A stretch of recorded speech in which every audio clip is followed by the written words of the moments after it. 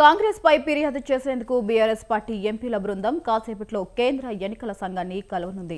జూబ్లీహిల్స్ ఉప ఎన్నికల వేళ ముఖ్యమంత్రి రేవంత్ రెడ్డి, మంత్రులు కాంగ్రెస్ పార్టీ అభ్యర్థి కోడ్ ఉల్లంఘనతో పాటు పలు అంశాలపై ఫిర్యాదు చేయనున్నారు.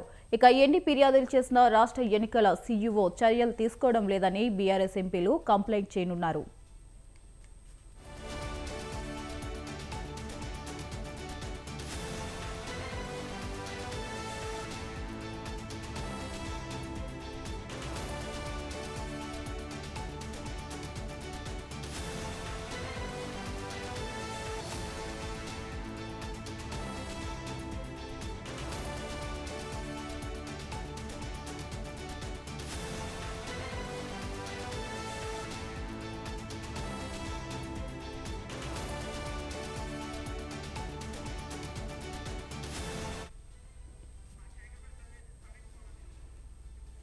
కాంగ్రెస్ పై ఫిర్యాదు చేసేందుకు బీఆర్ఎస్ పార్టీ ఎంపీల బృందం కాసేపట్లో కేంద్ర ఎన్నికల సంఘాన్ని కలవనుంది. జూబ్లీహిల్స్ ఉప ఎన్నికల వేళ ముఖ్యమంత్రి రేవంత్ రెడ్డి, మంత్రులు కాంగ్రెస్ పార్టీ అభ్యర్థి కోడ్ ఉల్లంఘనకు పాటుపడ్డారని అంశాలపై ఫిర్యాదు చేయనున్నారు. ఇక ఎన్నిక ఫిర్యాదులు చేసిన రాష్ట్ర ఎన్నికల సీఈఓ చర్యలు తీసుకోవడం లేదని బీఆర్ఎస్ ఎంపీలు కంప్లైంట్ చేయనున్నారు. ఇక ఇదే అంశంపై మరింత సమాచారం మా కరెస్పాండెంట్ సవీన్ ఫోన్ ఇన్ ద్వారా అందిస్తారు. సవీన్, చెప్పండి.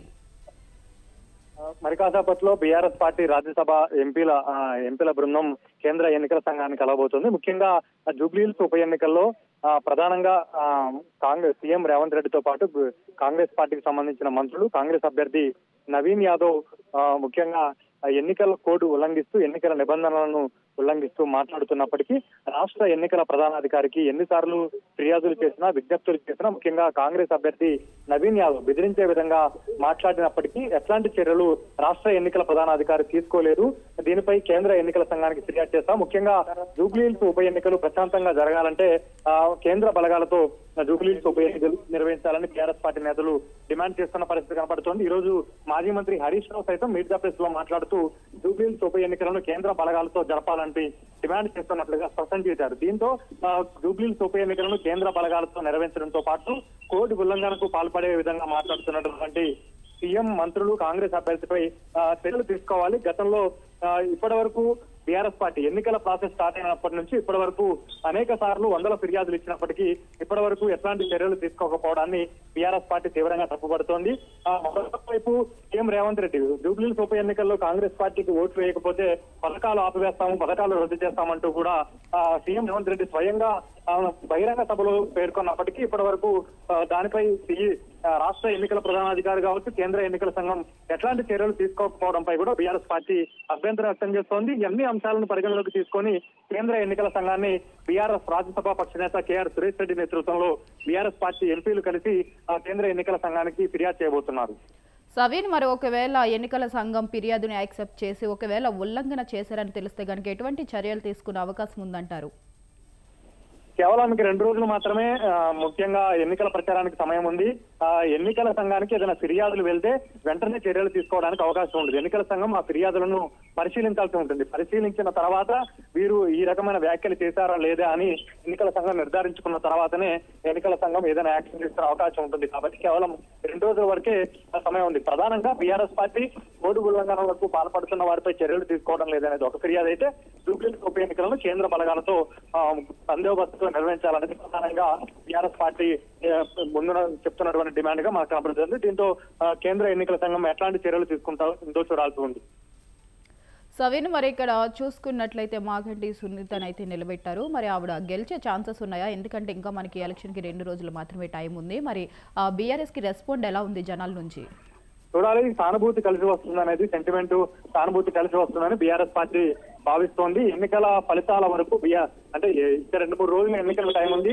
ఎల్లుండితో ప్రచారం ముగుస్తుంది. ఆ తర్వాత ఒక రోజు 11వ తేదీన ఎలక్షన్స్ ఉంటాయి, 10వ తేదీన ఎన్నికల ప్రచారం ఉంటుంది. ఈ లోపు పోల్ మేనేజ్మెంట్ లో ఏ పార్టీ ఎక్కువ పోల్ మేనేజ్మెంట్ నిర్వహిస్తుంది, పోల్ మేనేజ్మెంట్ లో ఏ పార్టీది పైచే అవుతుంది అనేది మాత్రం చూడాల్సి ఉంది. సవీన్, మరి ఇక్కడ చూసుకున్నట్లయితే ఒకప్పుడు మాగంటి గోపీనాథ్ అయితే టీడీపీలో ఉండేవారు. ఇప్పుడు రాజకీయ విశ్లేషకులు ఏమంటున్నారంటే టీడీపీ సానుభూతి కూడా వీళ్ళపై ఉండి వాళ్ళు సపోర్ట్ చేస్తున్నారంటున్నారు. అది నిజమేనా?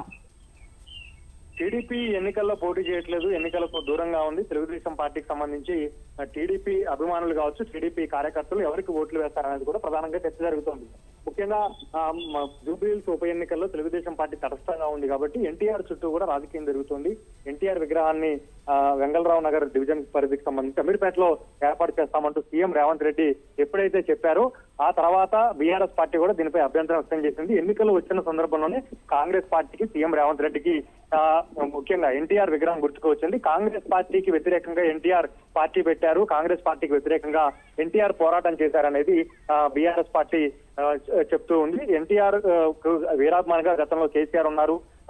టీడీపీలో జిల్లా అధ్యక్షుడిగా, ఎమ్మెల్యేగా, రాష్ట్ర మంత్రిగా, డిప్యూటీ స్పీకర్ గా కేసీఆర్ పనిచేశారు. తన కుమారుడికి కేటీఆర్ అని పేరు పెట్టుకున్నారు కాబట్టి టీడీపీ సానుభూతి పరుల ఓట్లు గతంలో మాగంటి గోపీనాథ్ టీడీపీ నుంచి 2014లో ఎమ్మెల్యేగా గెలిచారు కాబట్టి తెలుగుదేశం పార్టీ సానుభూతి పరులు సామాజిక వర్గానికి సంబంధించిన ఓట్లు కూడా తమకే వస్తాయనేది బీఆర్ఎస్ పార్టీ లెక్కలు వేస్తోంది. కానీ రేవంత్ రెడ్డి కూడా చంద్రబాబుకు దగ్గర మనిషిగా ప్రచారం జరుగుతోంది. గతంలో టీడీపీలో రేవంత్ రెడ్డి ఉన్నారు, కాంగ్రెస్ ముఖ్యమంత్రి అయినప్పటికీ రేవంత్ రెడ్డికి చంద్రబాబుకు సన్నిహిత సంబంధాలున్న ప్రచారం ఉంది కాబట్టి ఆ సామాజిక వర్గానికి సంబంధించిన ఓట్లను దగ్గర చేసుకునేందుకు రేవంత్ రెడ్డి కూడా ప్రయత్నాలు చేస్తున్నారు. ఈ నేపథ్యంలో జూబ్లీహిల్స్ ఉప ఎన్నికల్లో ప్రధానంగా సామాజిక వర్గం ఓట్లతో పాటు టీడీపీ సానుభూతి పరులు, టీడీపీ అభిమానుల ఓట్లు కూడా ఎవరి వైపుకు వెళ్తాయనేది కూడా చూడాల్సి ఉంది. సరే, మరి ఇక్కడ చూసుకున్నట్లయితే ఇటు 3 పార్టీల నుంచి గట్టిగా అయితే పోటీ అయితే జరుగుతుంది. మరి ముగ్గురులో ఎవరికి ఎక్కువ గెలిచే అవకాశాలు కనిపిస్తున్నాయి? ఇంకా 2 రోజులు అయితే ఎలక్షన్ ఉంది. మరి ప్రధానంగా ఎగ్జిట్ పోల్స్ లో బీఆర్ఎస్ పార్టీదే పైచేయి ఉంది. బీఆర్ఎస్ పార్టీకే ఎగ్జిట్ పోల్స్ మొగ్గు చూపుతున్నాయని బీఆర్ఎస్ పార్టీ చెప్తుంది. కానీ అధికారంలో కాంగ్రెస్ పార్టీ ఉంది కాబట్టి కాంగ్రెస్ పార్టీ కూడా గెలుపుపై ధీమాను వ్యక్తం చేస్తోంది. లోకల్ గా బలమైన అభ్యర్థిని నిలబెట్టాం కాబట్టి మాకు కూడా ఖచ్చితంగా విజయ అవకాశాలు ఉన్నాయనేది కాంగ్రెస్ పార్టీ చెప్తోంది. ఇక బీజేపీ కూడా పోటీ చేస్తోంది. గతంలో పోటీ చేసినప్పుడు బీజేపీకి 25,000 ఓట్లు వచ్చాయి. దీంతో బీజేపీ ఈసారి పోటీలో ఉన్నప్పటికీ ఇక ప్రధానంగా కాంగ్రెస్ బీఆర్ఎస్ పార్టీల మధ్యనే పోటీ ఉందని చెప్పుకోవచ్చు. ఈ 2 అభ్యర్థుల్లో పోల్ మేనేజ్మెంట్ లో ఎవరు ఎక్కువగా పోల్ మేనేజ్మెంట్ చేసి ఓటర్ల ఎవరు పోల్ మేనేజ్మెంట్ లో విజయం సాధిస్తారో ఆ పార్టీకే విజయ అవకాశాలు ఎక్కువగా దక్కే అవకాశం మాత్రం కనబడుతోంది. Right, thank you Saveen, thanks for the updates.